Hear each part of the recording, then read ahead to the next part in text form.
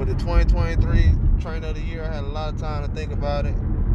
But I came down to a few names that I thought that were worthy. As far as Brian McIntyre, Matt, training for Terrence Crawford. He's done an excellent job over the last few months. He's also training Keyshawn Davis, Kelvin Davis, and a couple of other fighters, including Chris Eubanks Jr., who had a highlight victory when he came back and beat Liam, which was a good fight. But I feel like Bomac did a lot of great things, especially with Terrence Crawford victory. I feel like he was a great trainer for this year. He's been doing great things over the last couple of years, but people try to devalue what he's been doing because Terrence Crawford didn't take because the fight between Terrence Crawford and Spence didn't happen. So a lot of people let the business and negotiations and things like that try to devalue what Brian McIntyre is doing. But now they're trying to sing his praises because they feel like Derrick James is no longer a top American trainer right now. They feel like he still does great things, but they don't feel like he's the top trainer, which I told people over the years, but they try not to listen to me, and we ended up here. But also, I had to put Shingo Inoue in there. I feel like he does a great job, well, not only Inoue, because from the last fight, I felt like Inoue was a little wild with a few punches he was throwing, and it wasn't kind of compact. It wasn't all together like I thought it should be. And Inoue said lately that he was going to try to clean different things up, try to box a little bit more. Also said that he didn't want to overlook his opponent. He felt like a lot of people around him were doing that. So a lot of different things his dad did, especially the adjustments he did in the fight with Tapaliz, when Tapaliz was kind of getting to the inside and working towards his left side. It kind of, in a way, started countering more with Tapaliz instead of trying to fight with him for inside work or control like that. He was kind of trying to figure out which direction he might go and different things like that. But I feel like it was a great opportunity for him to have, especially with the things that have been going on in the sport. I feel like in a way, father did a great job training, because a lot of guys, they're not making adjustments like a lot of these other guys seem to do, especially when it comes to training. And this is why I put Bill Haney on my list. A lot of people will not think that he's a serious contender when it comes to doing different things as far as training people, but he's a serious contender when it comes to doing that. He's not someone that you can kind of just breeze by or not really take very seriously. I feel like all the fighters that he's had the last couple of months have done an excellent job. They were doing, especially on the undercard for Devin Haney, I felt like Jones and Shamar Canal, they did an excellent job with the instructions Bill Haney was giving out. They had some very good opponents in front of them who came to fight. I just felt like a lot of different things.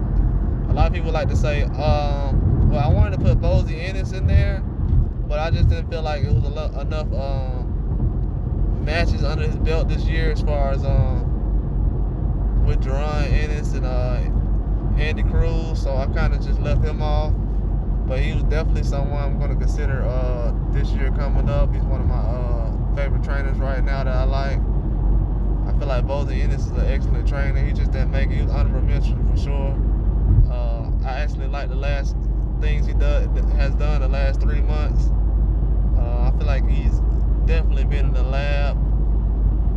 That's why we haven't been seeing him that much, but he's definitely been doing a lot of great things. He's not a man of many words, but he does take his craft very seriously. But also with the training though, with Bill Haney, let me get back to Bill Haney real quick, but with his training, what he's doing now, a lot of guys are using that inside body work and that distance to kind of get fighters frustrated and off rhythm early. it leads to an early knockout or a fast knockout or an easy knockout. You know what I'm saying? I'm just seeing the style now that's coming together from Bill Haney, from Devin Haney. It's just their own different style. It's not something that they really been trying to take from other people. It's just something that they've been doing, and you can kind of tell now, like, that they have been working on a lot of different things. Now, as far as with the trainer of the year, the reason why I will put him on there is because, like I said, he has guys that's under Devin Haney that's doing a lot more as well. And the style that they're putting together is very effective. It's looked very impressive, and it's being developed. A lot of trainers I'm seeing, and then the number one reason is the instructions he gives in the corner. I don't know what it is. See, this is what people don't know about boxing as well. I can get a guy off the street, and I'm not saying Bill Haney's off the street. I'm just letting you know. I can get a guy off the street who knows how to read people, and he could probably train a boxer better than a guy who doesn't know how to read people. Because let me tell you why. A lot of these trainers, they get boxers to go in there and try to do what they want them to do. They want them to fight like Mike Tyson and all these other different ways of fighting, and it's not really effective with some of these guys, especially with the American style they're trying to have. It's not really effective. So I feel like with Bill Haney, he's excellent at that, man. He knows how to read a fighter and knows what the fighter's good at and what he needs to do. He doesn't have fighters doing stuff that they're not really good at. That's why a lot of these trainers ain't good at all.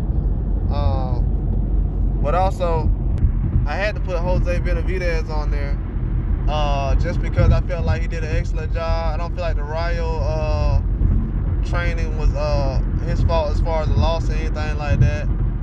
I feel like he's always done an excellent job. If you've been keeping up with Jose Benavidez Jr. over the years, he's done a good job with him. He's just been limited as far as his mobility and different things and power from the waist down, but he's always been able to put on a good fight. As you can see with David Benavidez, Jose Benavidez is not really playing as far as developing guys and having guys ready.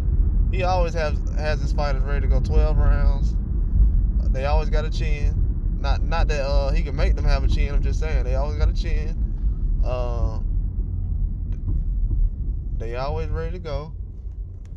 They always can go toe to toe. They're not really guys who have to catch up as far as hand speed or anything like that. So he does a lot of different things, and they go to the body. They're smart about things. They have an attack. They always have a plan.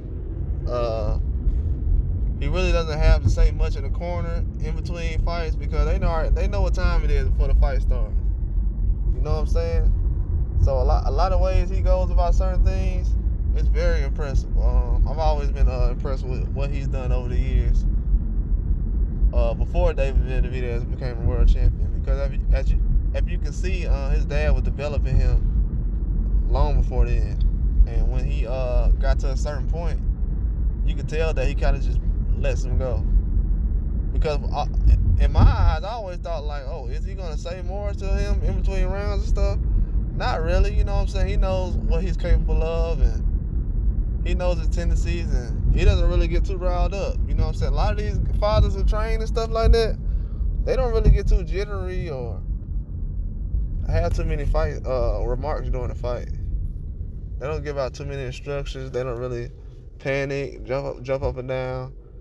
I think a lot of that stuff that people don't pay attention to. These fathers don't really trip about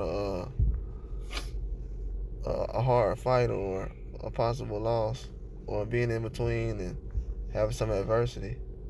That's not really something that they try to worry about or have trouble with. So I definitely feel like that's a plus from Bill Haney and also Jose Benavidez. But Jose Benavidez, he's a lot better with it. But also, I had to put Calvin Ford on the list, Tank Davis trainer. People can say what they want about Tank Davis, but he still has to hop in the ring with a Mario Barrios, who just knocked down knocked down a 147-pound Udanis Ugas, who went on to victory. Dennis Ugas just had a tough fight with Earl Spence, Sean Porter, and he defeated Manny Pacquiao. So this is not someone we can just overlook, or he's just another guy. The 135 pound is not really deep or serious or anything like that. It's a very serious weight class. I feel like a lot of people been overlooking it for a while now.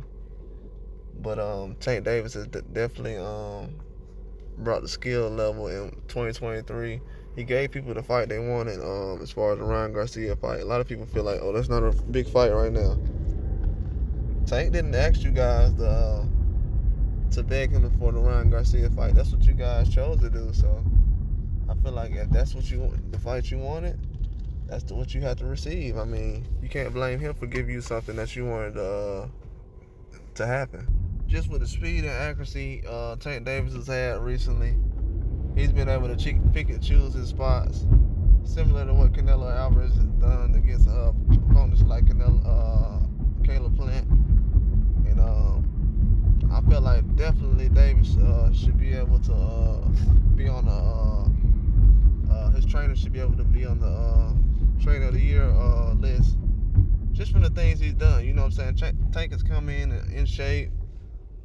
He's been losing a lot more weight recently, which is something over the years. I think about 7, 8, 9 years ago, I was kind of worried about Tank walking around too heavy in between fights. No matter what he was doing, whether it was dieting or drinking or whatever it is, I feel like he needed to kind of work on that. He's been doing a lot better job as far as lately with his body and dieting and different things like that. But I feel like his trainer should definitely get a lot of credit for the stuff he's done, especially with the fights he's been taking lately with Hector Garcia, Ryan Garcia, Roland Romero, different guys like that, Mario Barrios. He hasn't taken the biggest fights yet that he can, but it's been good enough to the point where it's on similar levels as everybody else's. You know what I'm saying? People beg for that Ryan Garcia fight. I keep telling people that they acting like it happened last year. Y'all beg for that fight, man. Beg for it. Now people act like they don't even want to go rewatch it no more. People don't even want to go replay that fight right now, but they beg for that fight. You know what I'm saying? So